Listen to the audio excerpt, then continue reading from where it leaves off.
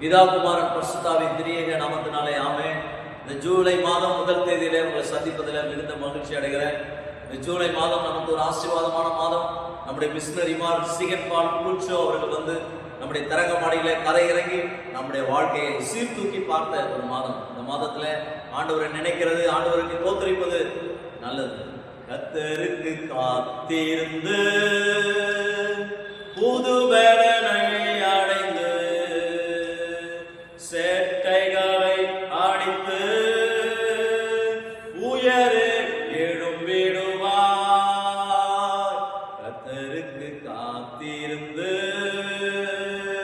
புது பலனை அடைந்து சேட்டைகளை அடித்து உயரே எழும்பிடுவாய். புது பலன் அடைந்திடுவாய், நீ புது பலன் அடைந்திடுவாய், நீ புது பலன் அடைந்திடுவாய், நீ புது பலன் அடைந்திடுவாய். சாத்தானின் சேட்டைகளை சத்தியத்தால் தகர்ப்பாய். புது பலன் அடைந்திடுவாய், நீ புது பலன் அடைந்திடுவாய், புது பலன் அடைந்திடுவாய், நீ புது பலன் அடைந்திடுவாய், நீ புது பலன் அடைந்திடுவாய், நீ புது பலன் அடைந்திடுவாய். நான் இந்த நாளிலே இந்த மாதத்துடைய வாக்குத்தத்த வசனம் அது சங்கீத புஸ்தகம் 27வது அதிகாரம் 14வது வசனம். சங்கீதம் 27:14வது வசனம். சங்கீதம் என்று சொன்னாலே நமக்கு ஒரு தாவீதினுடைய சங்கீதம், அதிகமான சங்கீதத்தை தாவீது எழுதியிருக்கிறார். இந்த சங்கீதமும் தாவீதின் சங்கீதமாக நமக்கு கொடுக்கப்பட்டிருக்கிறது. கர்த்தருக்கு காத்திரு, அவன் ஒரு இருதயத்தை ஸ்திரப்படுத்துவார், திடமனதாயிருந்து கர்த்தருக்கு காத்திரு. அன்பு பிரியமானவர்களே, இந்த காணொலி வழியாக ஆண்டவருடைய வார்த்தை கேட்டுக்கொண்டிருக்கிற இந்த வாக்குத்தத்த வசனத்தை மாதம் மாதம் கேட்கிறவங்க ஆண்டவர் உங்களை ஆசீர்வதிப்பாராக.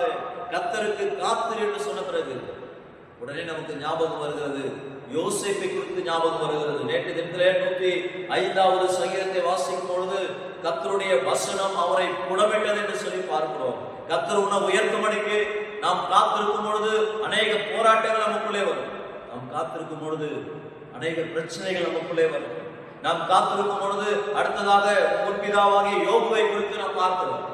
அவருடைய வீட்டாரே, நீ என்ன உன் ஜீவனை விடு என்று சொல்லும் பொழுது அவருடைய துணைவியரை பார்த்து யோபு சொல்லுகிறார், பைத்தியக்காரி போன்று பேசுகிறாயே, நன்மையை கர்த்தரிடத்தில் அனுபவிக்கலாம், தீமையை அனுபவிக்க வேண்டாமா?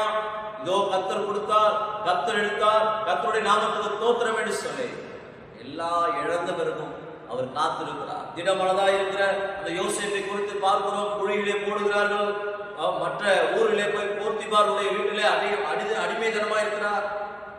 இஸ்மவேலருக்கு விற்று போடுகிறார்கள். எல்லாவற்றையும் அவர் காத்திருக்கிறார், திடமனதாய் இருக்கிறார். அன்பு பிரியமானவர்களே, ஒருவேளை ஜூலை மாதம் வந்தும் என்னுடைய வாழ்க்கையில கர்த்தர் நன்மை செய்யவில்லையே, ஜூலை மாதம் வரைக்கும் நான் ஜெபித்துக் கொண்டே இருக்கிறேனே, என் விண்ணப்பத்தை ஏறெடுத்துக் கொண்டே இருக்கிறேனே என்று சொல்லி ஒருவேளை சோர்ந்து போய் நாம் இருக்கலாம், ஒருவேளை கலங்கி போய் இருக்கலாம். இந்த வசனத்தை கேட்டுக்கொண்டிருக்கிற அன்பு பிரியமானவனே, இந்த உலகமோ சந்தோஷப்படும், நீங்கள் அழுது புலம்புவீர்கள், ஆனாலும் உங்கள் துக்கம் சந்தோஷமாய் மாறும் சொன்ன ஆண்டவர்.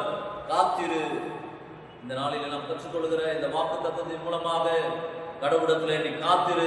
அப்பொழுது யோபு காத்திருந்ததுனால பல வருஷங்கள் கழித்து யோபுவினுடைய முன்னிலைமை காட்டிலும் அவன் பின்னிலைமை இரட்டிப்பான ஆசீர்வாதத்தை கற்றுக்கொடுத்தார். நம்முடைய வாழ்க்கையிலே கர்த்தருக்கு காத்திரு, திடமனதா இருந்து கர்த்தருக்கே காத்திரு. எல்லாரும் யோசேப்பை உதிரை தண்ணில பொழுது ஏற்ற நேரம் வந்தது. அவர் எகிப்துக்கு அதிபதியாக கர்த்தர் உயர்த்தினார். என்ன காரணம்? கர்த்தருக்கு காத்திருந்ததுனால. காத்திருக்கும் பொழுது அநேக சோதனைகள் நம்மை நோக்கி வரும். ஒருவேளை நாம் நம்பி இருக்கிறவர்கள் நம்மை கைவிட்டு விடுவார்கள். நாம் கர்த்தருக்கு காத்திருக்கும் பொழுது இந்த உலகம் நம்மை வெறுத்து விடும்.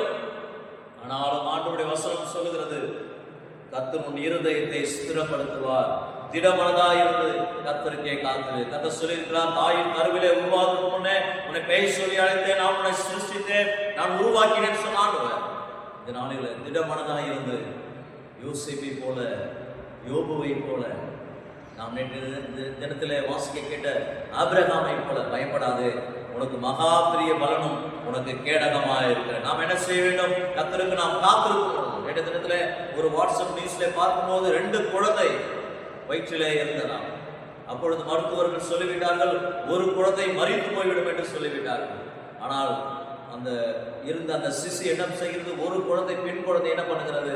அந்த இன்னொரு குழந்தையை கரம் பிடித்துக் கொண்டு இருந்ததாம்.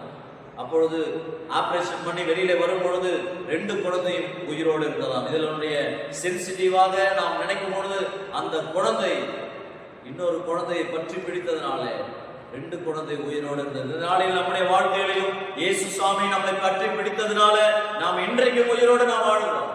இன்றைக்கும் ஆண்டவர் நம்மை கைவிடாமல் நடத்துகிறார். இந்த ஆண்டவர் ஒருபோதும் நம்மளை கைவிட மாட்டார். கர்த்தருக்கு காத்திரு.